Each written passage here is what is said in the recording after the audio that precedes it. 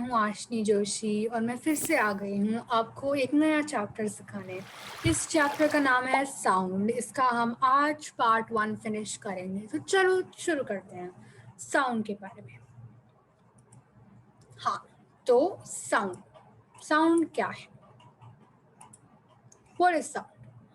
We hear different sounds every day. हम हर दिन अलग अलग तरह के साउंड सुनते हैं, ranging from your mom calling out your name. अगर आपकी माँ आपका नाम ले रही है तो वो भी साउंड है।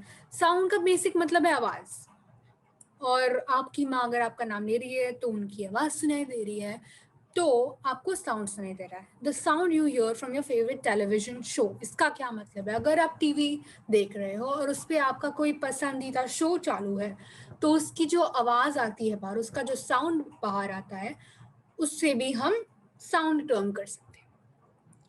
दूसरे तरीके के साउंड्स कौन से होते हैं? अ डॉग बार्किंग, मतलब कुत्ता भौंकता है तो उसका भी साउंड निकलता है। पुलिस सायरन और someone clapping their hands. Basically, sound is a form of energy that provides a sense of hearing in our ears. मतलब हमें अगर ऐसा लगता है कि हम कुछ सुन रहे हैं, हमें कुछ सुनाई दे रहा है, तो वो किसकी वजह से है? वो साउंड के वजह से है। Sound requires a medium to propagate. मतलब साउंड को ट्रैवल करने के लिए उसे एक मीडियम की ज़रूरत होती है।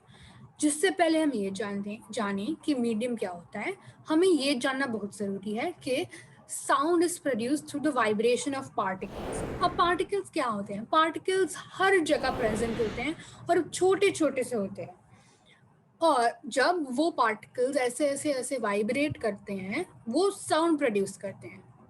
तो the vibration of a particle, मतलब the to and fro motion of a particle about its mean position, ये हमने मोशन में भी सीखा था अंडर सिंपल पेंडुलम। तो the to and fro motion मतलब अगर एक ये पार्टिकल है, वो ऐसे वाइब्रेट होता है, तो that will produce sound।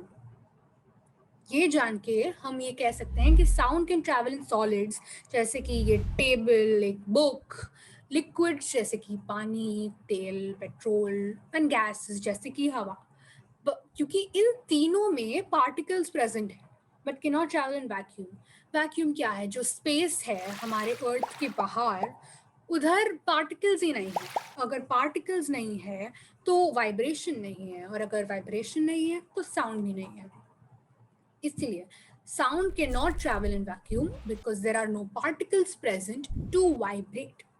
ये पिक्चर में हम देख सकते हैं इतने सारे पार्टिकल्स हैं और जो ऐसे हिल रहे हैं, मतलब वो अपनी जगह पर वाइब्रेट कर रहे हैं। हम इधर भी देख सकते हैं।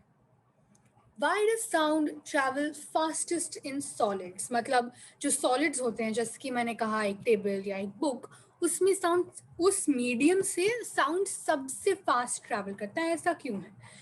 ये डायग्राम में हम देख सकते हैं कि ये जो छोटे छोटे सर्कल वाले जो चीज़ें हैं, उसको हम पार्टिकल्स या मॉलिक्यूल्स भी कह सकते हैं। जो सॉलिड है उसमें वो बहुत चिपक के रहते हैं, मतलब एकदम चिपक के रहते हैं। लिक्विड्स में थोड़े दूर हैं और गैसेस में सबसे फैले हुए हैं। Since in solids the molecules are packed very closely, बहुत close हैं particles, they pass on the vibrations to the neighboring, मतलब अगर इसका एक मॉलिक्यूल ऐसे वाइब्रेट करना शुरू हो गया तो वो बहुत जल्दी बाकी सब मॉलिक्यूल्स को भी वो वाइब्रेशन क्विकली, जल्दी से पास कर सकता है। लिक्विड्स में थोड़ा ज़्यादा टाइम लगेगा क्योंकि मॉलिक्यूल्स दूर है, और गैसेस में सबसे ज़्यादा टाइम लगेगा क्योंकि मॉलिक्यूल्स बहुत दूर है। The vibrations to the neighboring molecules quicker and therefore sound travels fastest in solids। क्योंकि इतने पैक्ड है, मतलब साउंड जल्दी जाएगा और फास्ट जाएगा। Sound travels slower in liquids क्योंकि दूर है पार्टिकल्स, एंड स्लोएस्ट इन क्योंकि उसमें सबसे दूर है। The speed of sound travels quicker in denser mediums. ये हमने पहले ही देखा।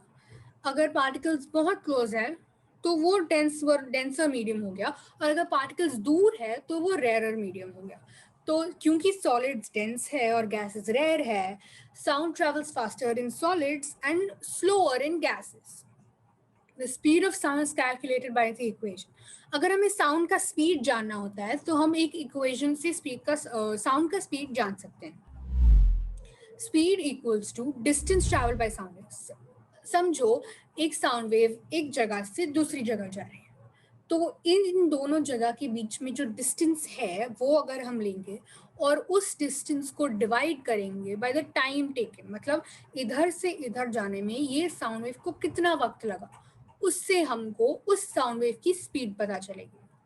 अगर हम ये स्पीड देखेंगे एक सॉलिड में तो इसका स्पीड बहुत ज़्यादा आएगा, मतलब सॉलिड में साउंड एक जगह से दूसरी जगह बहुत तेज जाएगा।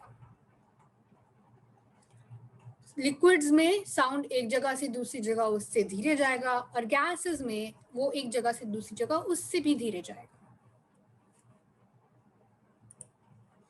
This brings us to the end of sound, to the end of the part 1 of sound. मिलेंगे दूसरे चैप्टर में। Thank you.